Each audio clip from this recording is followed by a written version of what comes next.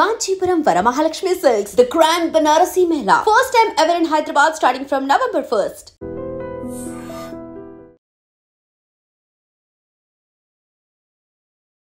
అంటే వాళ్ళకు అంటే కానీ మరి మీరు మీ వైపు నుంచి ఫైరింగ్ ఎలా చేసేవారు? ఫైరింగ్ ఏం చేయడం లేదు, దాచుకోవడం తప్ప ఇంకా అక్కడ ఏం చేస్తాను. పైనుంచి డైరెక్ట్ లక్షల తూటాలు 4 హెలికాప్టర్లతోటి లక్షల కొద్ది తూటాలు వచ్చి పడుతున్నప్పుడు ఇంకా ఫైర్ ఓపెన్ ఫైర్ అనేది లేనే లేదు. కర్రిగుట్టల్లో గుహలు ఉన్నాయంటారు వాస్తవం? నిజం. ఆ గుహలే కాపాడినాయి. అసలు కర్రిగుట్టలు అనేవి ఎక్కి దిగడమే పెద్ద కష్టం కదా, ఎలా ఎక్కువారు మీరు? అంటే ఇక పైలట్స్ ఉంటారు, వాళ్ళకు స్థానికులు కొంతమంది ఉన్నారు, వాళ్ళకు తెలుసు కనుక వాళ్ళు తీసుకుపోయి. దాదాపు మీరు 3 రోజులు ప్రత్యక్షంగా చూసారు కదా? 8 రోజులు. 8 రోజులు. 8 రోజులు ఎంత మనకు నష్టం జరిగి ఉండొచ్చు? మాకు పెద్దగా ఏం నష్టం ఏం జరగలేదు.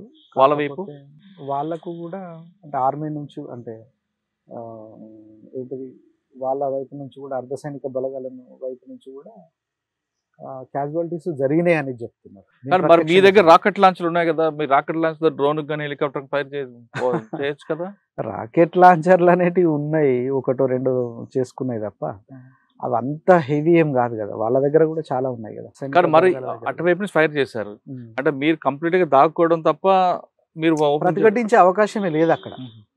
ఇప్పుడు డైరెక్ట్ అవి వస్తాయి, ఫైర్ చేసుకుంటూ పోవడమే కదా. దానికి టైం ఏం లేదు, వర్షం లెక్క పడడమే, రాళ్ల వాన పడ్డట్టే పడడం, ఇంకా అసలు టైమింగే లేదు. అంటే మీరు కేవలం గుహల్లో ఉన్నారు అంతే. తప్పుకోవడమా లేదా ఇట్లా బండలు ఉంటాయి కదా, ఈ బండల కింద జోరి సపరేట్ ఉండడం. అంటే ఉదయం 6 అసలు ఏమీ కూడా చేయలేమాట. ఉదయం 6 నుంచి రాత్రి వరకు కంటిన్యూగా. అంటే ఇప్పుడు ఫస్ట్ ఒకసారి ఇట్లా 4 వస్తాయి, మళ్ళీ వచ్చిన తర్వాత మళ్ళీ ఏం చేస్తుంది అంటే అవి మళ్ళీ రిటర్న్ అవుతూ వస్తూ ఉంటాయి. అట్లా ఏందనంటే మళ్ళీ ఒక 2 గంటల తర్వాత మళ్ళీ వచ్చేది, మళ్ళీ 12 గంటలకు 2 గంటల మధ్యన మళ్ళీ ఒకసారి వచ్చేది. అట్లా ఏ చిన్న కదలిక అర్థమైనా ఖచ్చితంగా వచ్చి ఫైరింగ్స్ చేసుకుంటే వెళ్ళిపోయేటోళ్ళు. కానీ మరి ఈ టైంలో మీరు బయటికి రాలేరు, కానీ మరి మీకు దాహం వేస్తే మంచినీళ్ళకు భోజనానికి వాటి పరిస్థితి చాలా కష్టం. అసలు మనం ఊహించలేనంత. నీళ్లు తెచ్చుకోవడానికని పోయినాం అనుకో, కథం హెలికాప్టర్ సౌండ్ వినబడ్డదంటే డబ్బాలని అక్కడ ఎత్తేసి కవర్లకు వెళ్ళాల్సింది. నీళ్లు తేవడానికి 1 రోజు టైం పడుతుంది, నీళ్లు తెచ్చుకొని తాగడానికి. అంత సీరియస్ ఉండేది. అసలు నీళ్లు కూడా ఏంటిది, కొద్దిగా మైదానంలో ఉంటాయి ఒక దగ్గర.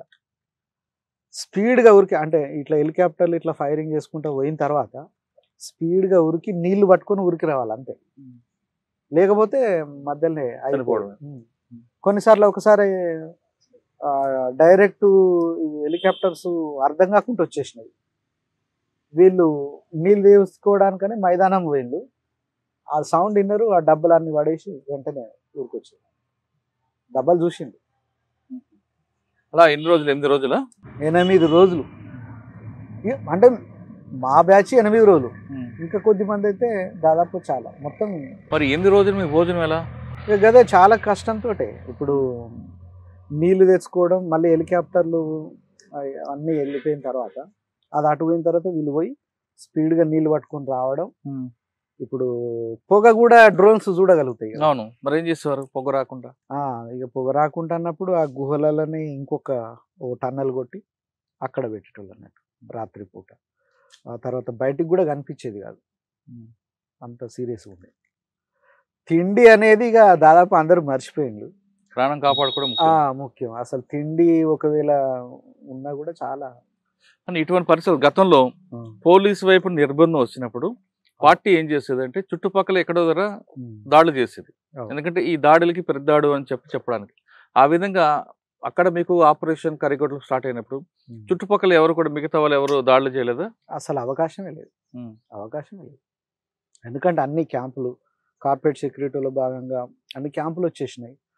తర్వాత ఇటు తెలంగాణ వైపు నుంచి కూడా ఏమంతా అంటే మొత్తంగానే క్యాంపులు ఉన్నాయి.